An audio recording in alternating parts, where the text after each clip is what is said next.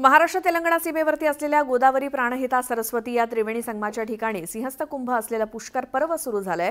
या ठिकाणी 17 फूट उंचीची सरस्वतीची ही मूर्ती तमिळनाडूच्या महाबलीपुरम इथे काळ्या दगडावर शिल्पकारांनी तयार केल्यानंतर इथे आणण्यात आली। काल रात्री तेलंगणाचे मुख्यमंत्री रेवंत रेड्डी यांच्या हस्ते या सरस्वतीच्या प्रतिमेचं लोकार्पण करण्यात आलं। याचा आढावा घेतला आमचे प्रतिनिधी महेश तिवारी यांनी। पुराणामध्ये ज्या 12 नद्यांचा उल्लेख आहे, ज्या ठिकाणी सिंहस्थ कुंभ पर्व सुरू होतो त्यामध्ये अंतर्वाहिनी सरस्वती नदी आहे। महाराष्ट्र तेलंगणा सीमेवरून वाहणाऱ्या गोदावरी प्राणहिता अंतर्वाहिनी सरस्वती अशा त्रिवेणी संगमाच्या ठिकाणी आजपासून हे सिंहस्थ कुंभमेळा म्हणजे कुंभमेळा ज्याला म्हटलं जातं, पुष्कर पर्व दक्षिण भारतात पुष्कर म्हटलं जातं, ते सुरू झालेलं आहे।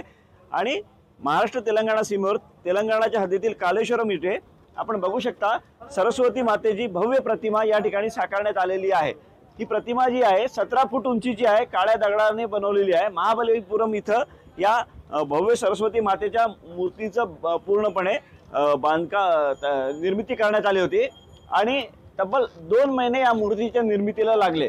सगळ्यात महत्त्वाचं म्हणजे सिंहस्थ कुंभ जे पुष्कर पर्व आहे ते कालेश्वरमध्ये आहे आणि सरस्वती अंतर्वाहिनी नदीच्या ठिकाणी असल्यामुळे या सरस्वतीच्या प्रतिमेचं खूप मोठं महत्त्व आहे। कारण नदीमध्ये भाविक स्नान केल्यानंतर याच ठिकाणी येतात आणि सरस्वती मातेचं दर्शन घेतात।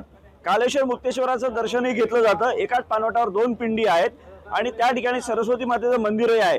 मात्र ही मूर्ती खूप महत्त्वाची आहे आणि या मूर्तीचं लोकार्पण तेलंगणाचे मुख्यमंत्री रेवंत रेड्डी यांच्या हस्ते आज करण्यात आलेलं आहे। विशेष पूजा अर्चना केल्यानंतर आता ही मूर्ती इथं स्थापित राहणार आहे।